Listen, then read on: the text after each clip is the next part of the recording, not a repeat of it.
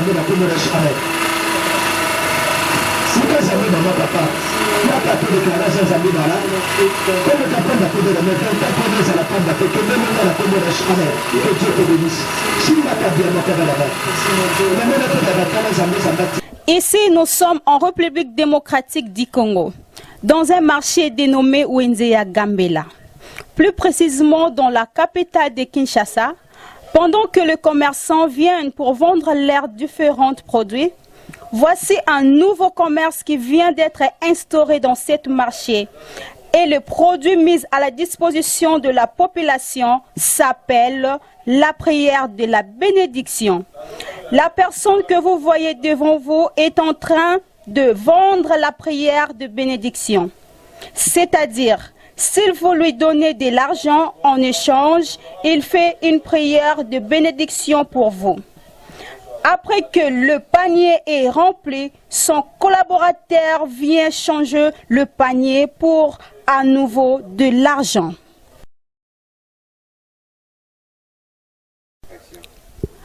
Awa tozali na République démocratique du Congo, na kati ya wenze oyo tobengi na kombo ya Gambela.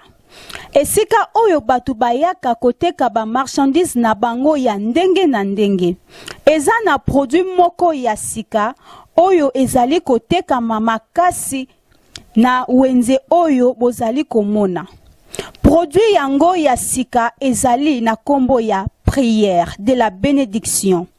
Mutu oyo bozali komona azali bongo koteka prière ya bénédiction. C'est-à-dire, soki mutu aye apesi ye mbongo, ye asaleli ye prière ya bénédiction. Botala ndenge panier etondi na mbongo, collaborateur na ye aye pe alongoli pe a remplacer panier mususu.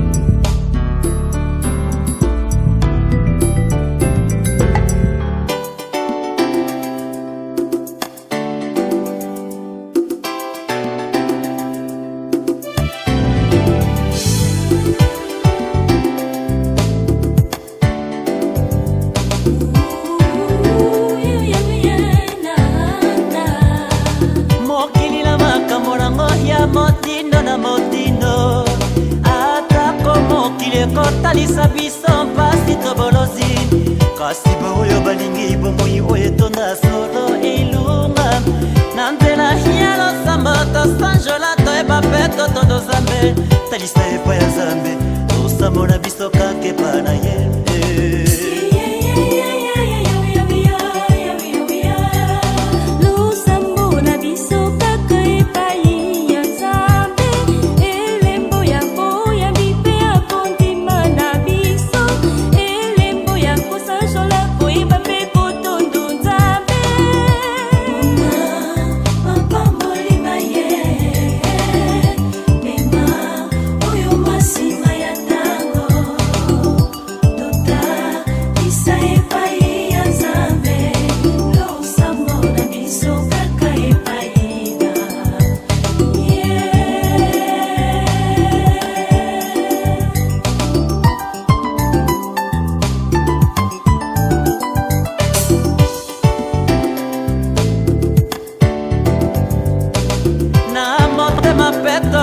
Makanisi masala borondeko na mayele wesengeli na etamboli oyelongo banin tondisa malaboro ya mitango yiso bisika binso molende na losambo talisa epa ya zambe tosambo na biso kakepa na ye.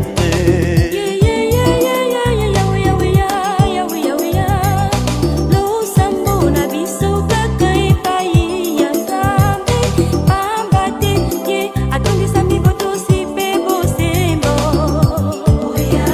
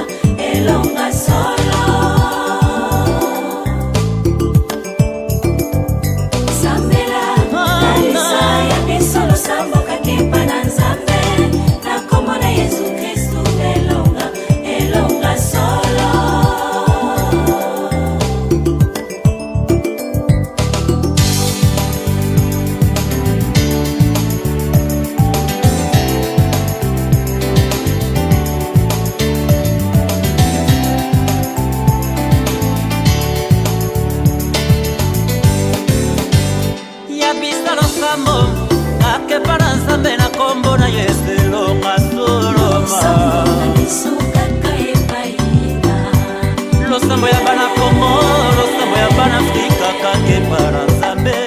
Losambo na biso kaka epaina. Losambo ya bana Nzambe, losambo ya biso baso kake para Nzambe.